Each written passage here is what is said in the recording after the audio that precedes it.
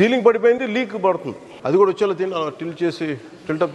Andhra deputy CM Pawan Kalyan sir మరోసారి వైజాగ్ పోయి రిషికొండల పంకపార్టీ సర్కారు కట్టించిన కొత్త బిల్డింగ్ను చూసొచ్చిండు. ఇక కాన్ఫరెన్స్ హాల్లో కొన్ని రూములలో సీలింగ్ నుంచి పెచ్చులు మర్రి చెట్టు కూడా లెక్కనే కింద పడి కనిపించినాయి. ఇట్లా కూర్చున్న వాళ్ళ మీద పడుతుంది.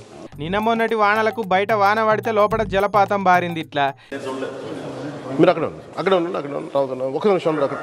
ఇక నాదేండ్ల సార్ని పిలిచి ఏందండి ఇది కట్టి 5 ఏళ్ళు కాలే అప్పుడే గిట్లా బిచ్చలు పెచ్చులు ఉడుతున్నాయి, ఏదైనా మీటింగ్ పెట్టినప్పుడు బోడిగుండ్ల మీద పడితే ఇంకేమైనా ఉన్నదా అనుకుంటా బీరిపోయి చూడబట్టిండు.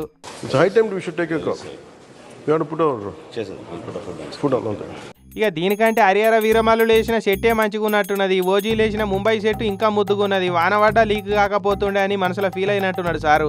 మరి 454 కోట్లతోటి కట్టే ఇప్పుడు దీన్ని ఏం చేద్దాం అనుకుంటున్నారు సార్ అని అడిగితే, డెస్టినేషన్ మీటింగ్స్ లేదంటే అన్ని కలిపి ఈవెంట్ చేయాలి. దీనికి టెండర్స్ ఎలా చేస్తారో నాకు తెలియదు, అవగాహన లేదు. దాని మీద అందరం కూర్చొని చర్చించమని చెప్పి